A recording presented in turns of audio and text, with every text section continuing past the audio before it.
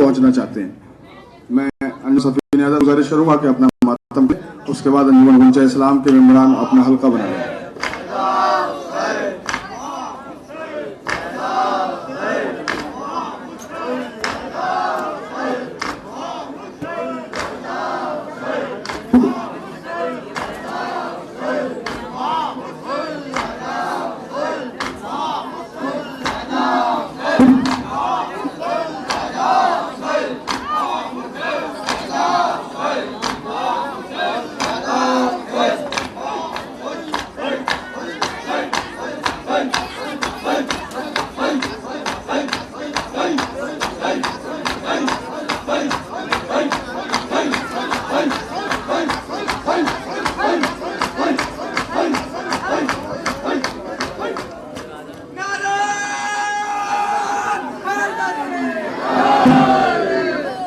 انجمن صفی نیازہ کے ممبران سے گزارش ہے کہ وہ چائے نوش فرمانے کے لیے تشریف لے جائیں۔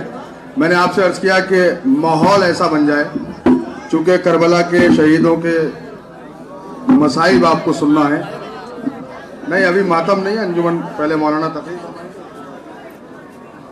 آپ حضرات سے گزارش ہے اپنی جگہ بیٹھ جائیں۔ ابھی مولانا مشیر حسین صاحب قبلہ مصائب بیان کریں گے، آپ حضرات سے گزارش ہے کہ اپنی جگہ بیٹھ جائیں، جو جہاں ہے وہیں بیٹھ جائیں۔ بہت ادب اور احترام کے ساتھ گزارش ہے، جو جہاں پر ہے وہ وہیں اپنی جگہ پر بیٹھ جائے۔ ابھی بہت مختصر وقت میں مصائب بیان ہوں گے، اس کے بعد انجمن گنچہ اسلام نواخوانی کرے گی اور اس کے بعد پھر قرآن اندازی کا سلسلہ شروع ہوگا۔ ایک ذوالجناح بھی ہے جو علم کے ساتھ کسی انجمن کے ساتھ انجمن کے حصے میں آئے گا، وہ انجمن ذوالجناح کو لے جائے گی۔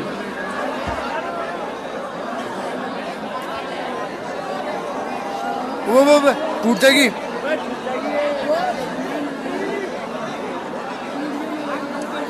آپ حضرات سے گزارش ہے ایک سورہ فاتحہ جناب انیس احمد صاحب ابن رازق علی صاحب اور جناب مشاہد حسین صاحب ابن مجاہد حسین صاحب کی روح کو پڑھیں۔ ایک سورہ فاتحہ جناب انیس احمد صاحب ابن رازق علی صاحب مرحوم اور مشاہد حسین صاحب ابن مجاہد حسین صاحب مرحوم کے لیے پڑھیں۔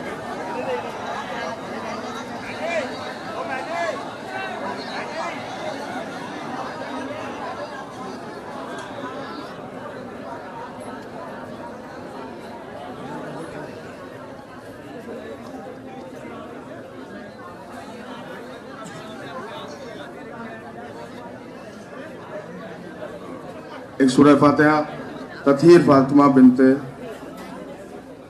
علی حسین صاحب کے لیے پڑھیں۔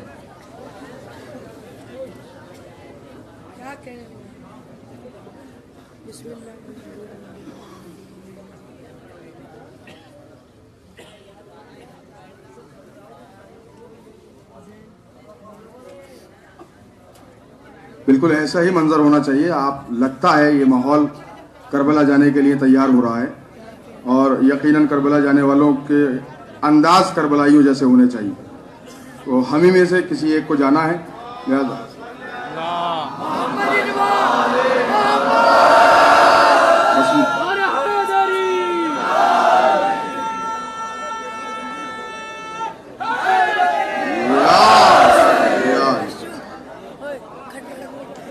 بہت جوش اور ولولے کے ساتھ آپ نے تمام انجمن ماتمی کو سنا ہے۔ مولانا آپ کے درمیان آنے والے ہیں، تقریر فرمائیں گے۔ میں نے اپنے بزرگوں سے سنا ہے، پڑھا بھی ہے کہ جب آنسو نکلتے ہیں تو اس وقت جو بھی دعا کی جاتی ہے وہ قبول ہوتی ہے۔ تو جب آپ کی آنکھ میں آنسو آئیں تو اپنے سے زیادہ اپنے بھائیوں کے لیے، اپنے مومنین برادران ایمانی کے لیے دعا کریں۔ خصوصاً مولانا مشیر حسین صاحب کی صحت اور سلامتی کے لیے آپ سے دعاؤں کی گزارش ہے، اور بہت ہی ادب اور احترام کے ساتھ درخواست کر رہا ہوں مولانا مشیر حسین صاحب قبلہ سے کہ تشریف لائیں اور شہیدان کربلا کے مصائب بیان کریں، اس کے بعد انشاءاللہ نواخوانی ہوگی۔ ایک صلوات بآواز بلند ساتھوں۔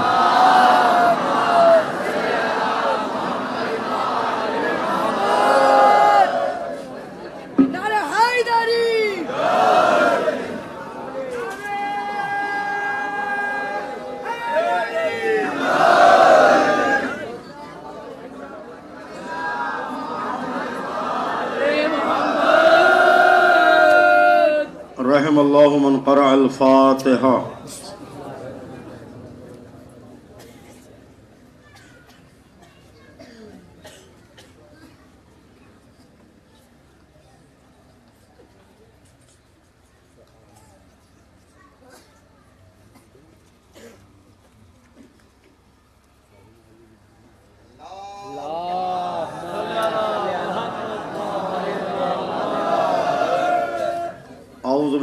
السمیع العلیم من الشیطان الرجیم بسم اللہ الرحمن الرحیم الحمد لأہلہ والصلاة علی اہلہا واللعنۃ الی مستحقیہا اما بعد فقط قال الامام علیہ السلام احیوا امرنا رحم اللہ من احیا امرنا۔ عزادارو،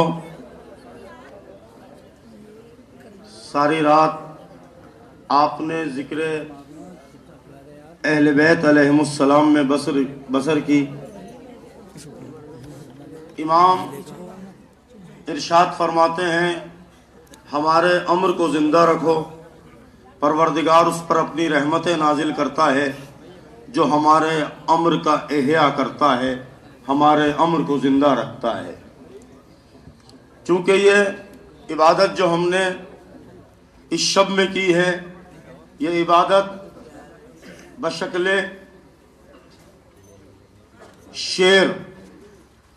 شعر کی شکل میں، سلام کی شکل میں، شعراء کے توسط سے ہم نے اس عبادت کو انجام دیا۔ شعراء نے ہمیں یہ شرف بخشا کہ ہم اس عبادت کو انجام دیں۔ لاکھوں سلام، کروڑوں سلام ان شعراء پر کہ جنہوں نے خود کو حسین علیہ السلام اور خانوادہ حسین سے منسوب کر رکھا ہے، اپنی زندگی وقف کر رکھی ہے۔ یہ شاعری اسی کے حصے میں آتی ہے کہ جس کے حصے میں، جس کے لیے معصوم دعا کر دیں، جس کے لیے معصوم دعا کریں، اس کے حصے میں یہ اہل بیت کے گھرانے کی نوکری جو شاعری کی شکل میں ہوتی ہے اس کو نصیب ہوتی ہے۔ ہر ایک کو یہ شاعری کا شرف نہیں ملا کرتا۔ بڑے عظیم ہوتے ہیں وہ افراد کہ جو اشعار کے ذریعے سے پیغام اہل بیت علیہم السلام کو نشر کیا کرتے ہیں۔ مجھے مسائل پڑھنا ہے، چونکہ یہ گوشہ کہیں تشنہ تفسیر و تعبیر نہ رہ جائے، اس لیے بھی مجھے یہ بات بیان کرنی ہے، علماء کی موجودگی میں بات میری مستند ہو جائے۔ شاعری کا جو اہل بیت کے لیے شاعری ہوتی ہے، اس کی تمنا، اس کی خواہش خود معصوم ائمہ علیہم السلام نے کی ہے۔ آپ نے سنا سب سے پہلا جو رسول کا شاعر ہے حسان ابن ثابت، غدیر کے میدان میں ہی کھڑے ہو کر اتنا طویل قصیدہ کہا کہ خود رسول نے حسان ابن ثابت کو ان کے قصیدے پر داد دی۔ یہ پہلا شاعر ہے غدیر کے بعد کا یہ پہلا شاعر ہے۔ عزیزو، اس کے بعد 8ویں امام کا دور آتا ہے۔ 8ویں امام نے کیا فرمایا؟ 8ویں امام سے جب کسی نے پوچھا مولا آپ محرم کا بڑا اہتمام کرتے ہیں، آپ محرم میں بہت مصروف رہتے ہیں۔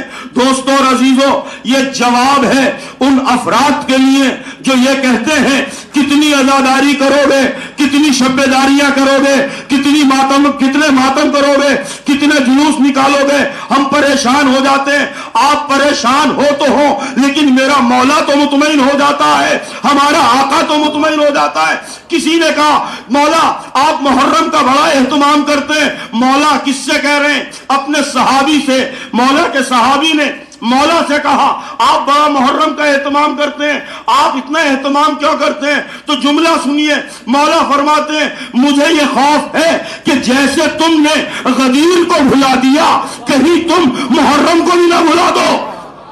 اب آپ کی سمجھ میں آیا یہ محرم میں شب داریاں، یہ جلوس، یہ ماتمداریاں، یہ مجلسوں کا سلسلہ امام کی تمنا کا نام ہے۔ اب دیکھیں آپ، چونکہ ابھی ایک گزارش اور تمام افراد سے کروں گا، جس وقت محترم جناب شعبی صاحب نوحہ شروع کریں، جو मातमी आजादार जहां हो वहीं से मातम करे, सब मिलकर एक साथ मातम करें, इसलिए कि इस मातम की आज जहरा मुंतजिर है, जहरा मुंतजिर है मातम की। कल की जो शब आएगी ना, कल की जो शब आएगी वो शब होगी जहरा के यतीम होने की शब। जहरा के बाप का साया जहरा के सर से उठ जाएगा, हर मातमी अपनी जगह खड़े होकर मातम करेगा, 24 साहब नौहा पढ़ेंगे और उसके बाद उसी अश्कबार माहौल में करबला क्या कुरा बरामद किया जाएगा। अजीजों, खुदा सलामत रखे आपको, आपके वालिदैन का साया आपके सरों पर बरकरार रहे, आप एक ऐसी नस्ल इस दुनिया को दे के जाएं कि जो मातमी हो, जो आजादार हो, जो हुसैन का परचम बुलंद करने वाली हो।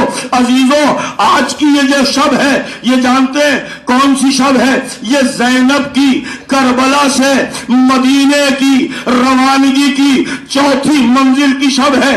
23 की सुबह में जनाबे ज़ैनब, 23 सफर की सुबह में ज़ैनब उलिया मकाम भाई के मजार से रुखसत होकर मदीने के लिए रवाना हुई। तो आज ये चौथी शब है, चौथी मंजिल पर ज़ैनब ने कयाम किया। अजीजों, एक ज़ैनब का ये कयाम, एक मदीने से जब आई थी वो कयाम देखें। आज जब ज़ैनब जिस मंजिल पर कयाम करती है, तन्हा होती है, अकेली होती है, साथ है तो एक नहीं फुल्लावर कमजोर भतीजा कि जिसके गले पर अभी भी खारों के निशान है, जिसके हाथों में हथकड़ियों के निशान, पांवों में बेड़ियों के निशान। जानते हैं क्यों? लोहे की तासीर है, गर्म जब होता है और अगर गोश्त को लग जाए तो गोश्त को जला दिया करता है। कितने दिन मेरा बीमार इमाम कैद खाने में बेड़ियों में मुक़य्यद रहा और हथकड़ियों में मुक़य्यद रहा। 2 साल तक की रिवायात आपको मिल जाएंगी। अब आप सोचें कि चंद लम्हों के लिए हम तपता हुआ लोहा बर्दाश्त नहीं कर सकते। बीमार इमाम 2 साल तक बेड़ियों में जकड़ा रहा, तो आप बताएं लोहे ने इमाम के हाथों का, इमाम के गले का क्या हाल किया होगा। अजरकुम अल्लाह। हाँ, ज़ैनब मदीने जा रही है, अजीब मुसाफिरा है कि जो वतन जा रही है तो दिल परेशान है, मुस्तरिब है।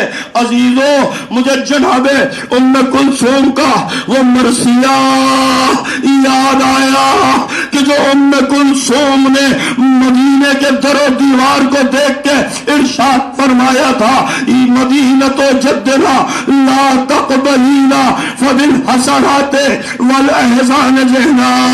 ए नाना के मदीने हमें कबूल न कर, इसलिए कि हम गम लेकर आ रहे हैं, हम एहसान लेकर आ रहे हैं, हम हसरतें लेकर आ रहे हैं। अब सुनिए शायरों का मकाम क्या है। करबला की शायरी किसकी तमन्ना है, करबला की शायरी किसकी ख्वाहिश है, किसके दिल में यह तमन्ना पैदा हुई कि करबला का पैगाम शुआरा के जरिए दिया जाए। अजीजों, जानते हैं जब मदीने के बाहर हुसैयद सज्जाद का काफिला खैमा जन हुआ, बशीर इब्ने जज़लम को बुलाया। बशीर, सुना है तेरा बाप बहुत अच्छा शायर था, क्या तू भी शेर कह लेता है? हाँ मौला, शेर तो कह लेता हूं। अब मौला आवाज देते हैं, ये शायरी, ये करबला के हवाले से जो शायरी होती है, ये कोई मामूली इबादत नहीं है, मामूली मकाम नहीं है। ये सैयद सज्जाद से पूछे, मौला फरमाते हैं बशीर ऐसा मरसिया कहो कि जिससे हमारी आमद की इत्तला मदीने वालों को हो जाए। तो बशीर ने भी एक मरसिया कहा और मरसिया पढ़ते हुए मदीने में दाखिल हुए। मरसिये के जुमले ये हैं, या अहल यसरब ला मकाम लकुम, ऐ मदीने के रहने वालों, अब मदीना रहने के लायक नहीं रह गया।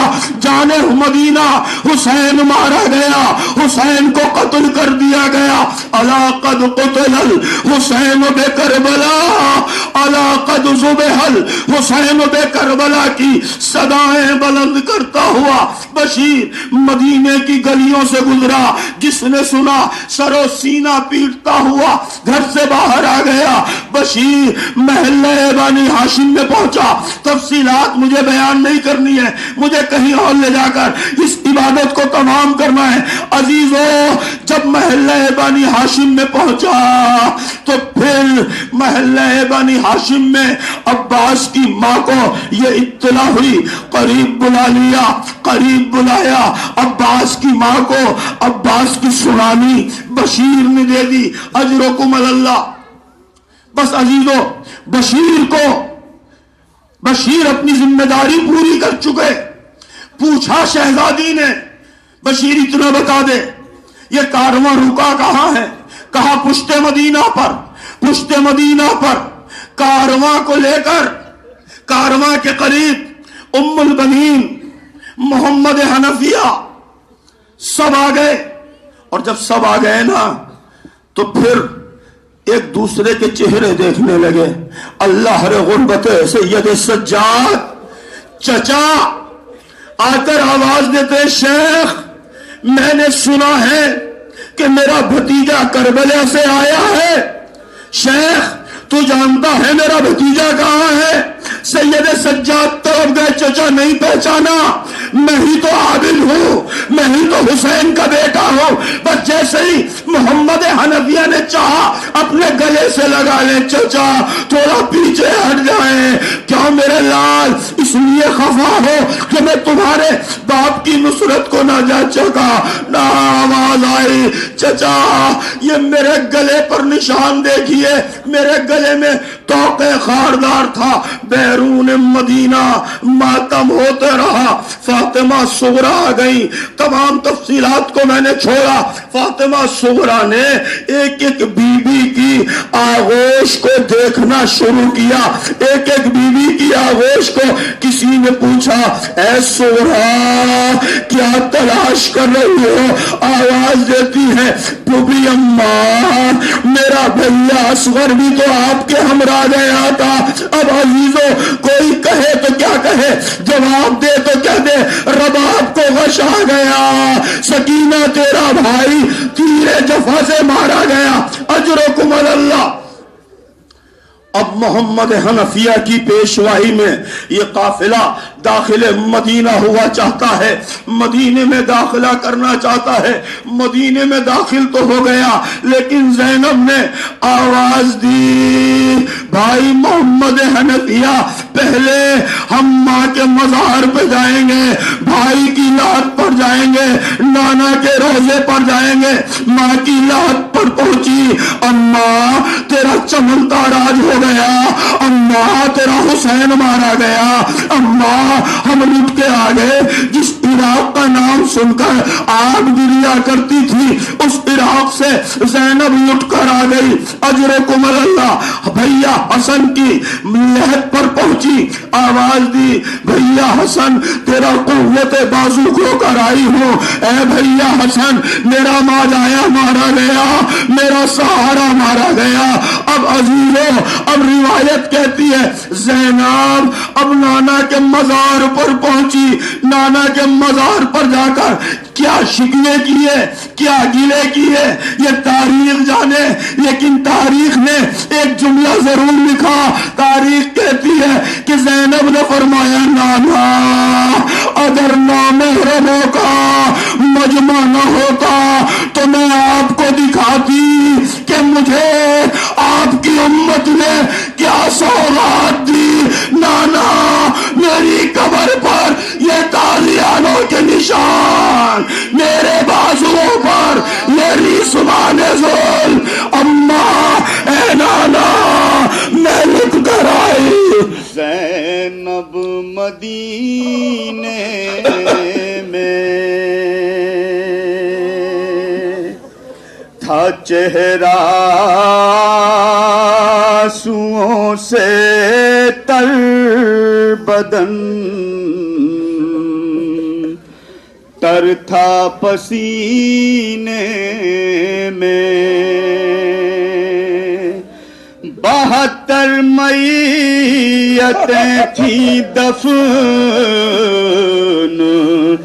مظلومہ کے سینے میں کہاں رو کر اٹھو نانا نواسی ملنے آئی ہے ارے کمر پاتا دیانوں کے نشان تحفے میں لائی ہے کہا رو کر اٹھو نانا نواسی ملنے آئی ہے کہا رو کر نوحے کے چند بند پیش کر رہا ہوں ایک ایک مصرع انشاءاللہ پورا مرثیہ ملاحظہ کریں گے اس نوحے میں جہاں جہاں حضرات بتا رہے ہیں ملاحظہ کیجئے گا سب مل کے ماتم کریں سب مل کے ماتم کریں تمام حضرات ماتم کیجئے تمام حضرات ایک ساتھ ماتم کریں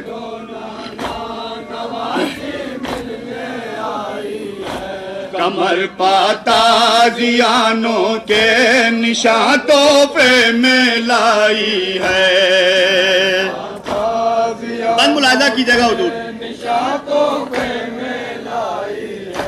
مجھے بچھڑے ہوئے تم سے زمانہ ہو گیا نانا رے میرا سب کربلا میں قتل کنبا ہو گیا نانا خبر تو ہوگی کہ عاشور کو کیا ہو گیا نانا بتاؤں کیا تمہیں منظر جو ان آنکھوں نے دیکھا ہے ارے تھا کتنا کند وہ خنجر جو ان آنکھوں نے دیکھا ہے کہا رو کر اٹھو نانا نواسی ملنے آئی ہے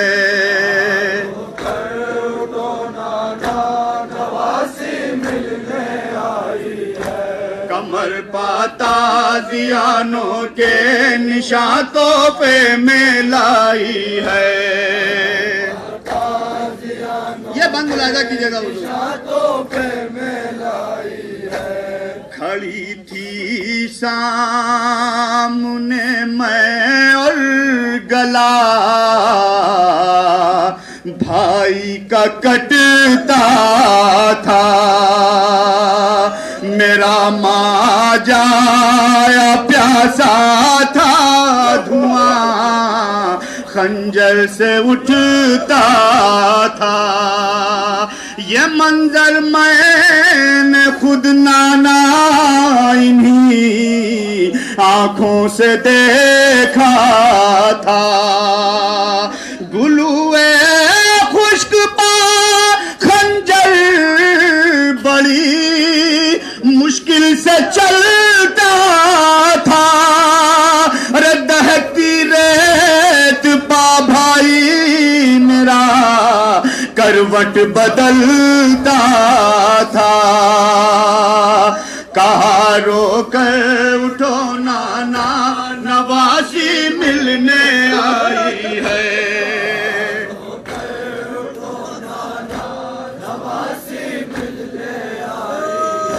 کمر پاتا زیانوں کے نشان تحفے میں لائی ہے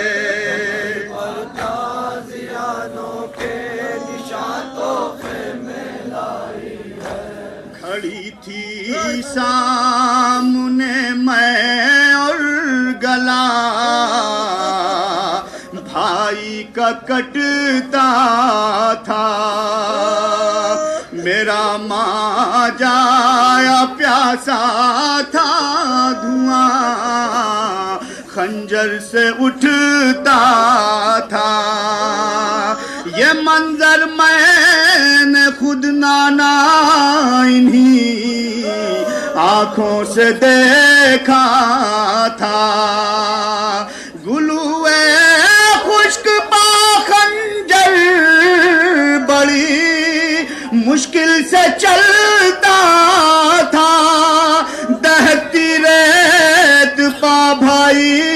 میرا کروٹ بدلتا تھا کہا رو کر اٹھو نانا نواسی ملنے آئی ہے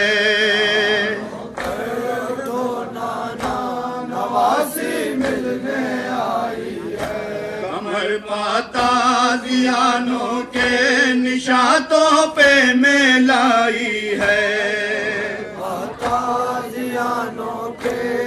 دو تین بند ملاحظہ کیجیے گا دیار شام کوفہ میں سر ننگے گئی نانا تماشا گیر تھے سب کوئی بھی ان میں نہ تھا اپنا ستمگاروں نے زنجیروں میں تھا بیمار کو جکڑا میرے نانا میری زخمی کمر ہے تازیانوں سے ارے نہ جانے کیسے زندہ گئی میں قید خانے سے کہا رو کر اٹھو نانا نواسی ملنے آئی ہے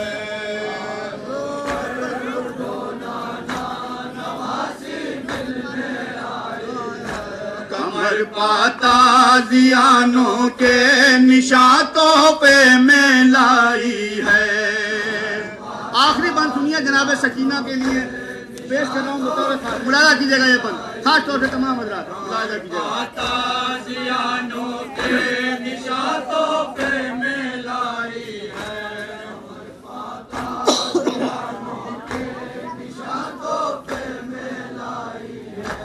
تعارف ہو رہا تھا آپ کی اولاد کا نانا رے جھکائے شرم سے سر سید سجاد تھا نانا کنیزی میں سکینہ کو تھا جب مانگا گیا نانا سکینہ دوڑ کے عابد سے یہ بولی کے ماں جائے ارے دعا مانگو سکینہ قید خانے میں ہی مر جائے کہا رو کر اٹھو نانا نواسی ملنے آئی ہے